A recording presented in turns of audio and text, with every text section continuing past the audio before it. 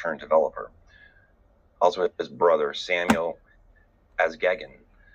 Nipsey, it was the proof of concept. It was the thing that demonstrated he could turn attention into money directly, without a label and without a platform. And that is what makes a person worth partnering with. Because he didn't buy that building alone. The reporting names the group: David Gross, who was a former investment banker turned developer. Also his brother, Samuel Asgegan. Nipsey and his All Money In partners through that LLC that I mentioned before. No document anywhere discloses who owned what percentage, though. And now the finding that surprised me the most when I dug into it, and I want to be really precise about it because it touches tax, and I'm not going to accuse anybody of anything here. So let's be clear. Everyone describes that purchase as an opportunity zone investment. It's in the Forbes piece. His partner used the phrase, the quintessential opportunity zone investment.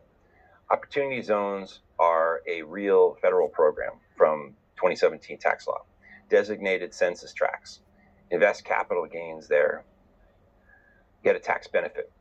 So I decided to look up the particular tract that we're talking about. The Census Bureau puts that address in tract 2347, and I checked tract 2347 against that official Treasury and HUD list of designated zones, and it's not on it. Tract 2347 is not a designated opportunity zone. The designated tracts are 2345 and 2346. 2346 is the one immediately to the north. The zone starts one tract up from the street. Now, here's what I am not saying, and I want this on the record. I'm not saying that anybody claimed a tax benefit that they weren't entitled to. The form that you file to certify an opportunity fund is not a public document. There's no evidence that a fund was used on that parcel, and no evidence one wasn't. That's the point. And the fairest reading of his partner's quote is that he was describing the strategy of the investment fund that they were building, which targeted zones across 10 cities, not making a technical claim about that one parcel. So what I'm saying is narrow, and it's a fact. The block he bought is not in the tax advantage zone that everybody for 7 years has said that it was in. While we're here, it's important we should clear something else up. The academic research on that program isn't kind. The National Bureau of Economic Research and the Journal of Economic Perspectives both find little to no measurable effect on the employment, earnings, or poverty of the people who actually live in these tracts. Most of the investment, they conclude, would have happened anyway without this government program. So the tax mechanism that everyone credits for the community ownership mostly didn't do the thing. And the block everyone points to as the example of it isn't in an opportunity zone. That's the point. So let's do the music side, because there's one sentence there that I think really matters more than everything else that he said. Let's get into that. November of 2017, All Money In does a joint venture with Atlantic Records.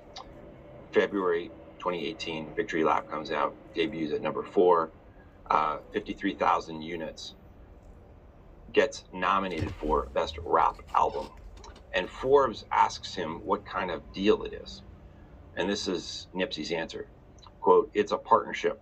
I shook hands and said I wouldn't give full details, but we're sharing everything. Profit, masters," end quote. Sharing, not owning. He chose that word, and I'm going to respect it. He didn't say he owned the masters outright, and I'm not going to say it for him. He said he shared it in a joint venture.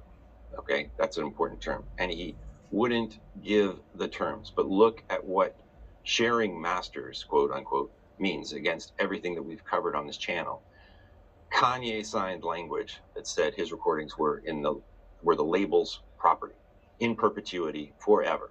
And across 9 renegotiations, nobody ever touched it. Nipsey walked into a major in 2017 and came out with a share of his own masters. So 12 years of mixtapes bought him that sentence, bought him that leverage in 2017 that Kanye didn't have in 2009. And there's one more thing. He built that almost nobody talks about. And to me, it's the most important thing in the whole file. February 2018, he opens a place called Vector 90, a co-working space and a STEM incubator in Crenshaw. The launch release lists him as a principal with David Gross and Don Peoples, who run one of the largest Black-owned real estate development firms in the country. So sit with that sequence. An industry classified him as a cost and declined to develop him. He spends 12 years developing himself, and then he built a development institution and he pointed it at everybody coming up behind him. That's his legacy. That's not charity. That's a man who correctly diagnosed a market failure and built the missing institution that he never had. Now, I went looking for whether any of this replicated, because the story we tell is that he started something. So I had researchers go through every artist who's bought commercial property in their own neighborhood since 2019. And I was trying to find anyone who credits Nipsey for a property decision. And here's what came back from all that research, and it changed the video, okay? The model didn't replicate, but the vocabulary did. So break that into 4 moving parts. Sell direct at a high price. Take the proceeds as equity. Buy commercial property in your neighborhood. Put a business in it that serves the same people. So there is not one documented case where all 4 are evidenced. I couldn't find one, okay? There's exactly one clean transaction. Flo Rida bought a $10 million plaza in Miami Gardens in July 2023. And the records show 6.2 million of it was a mortgage, and the equity traces to an $82 million jury verdict that he won against a beverage company.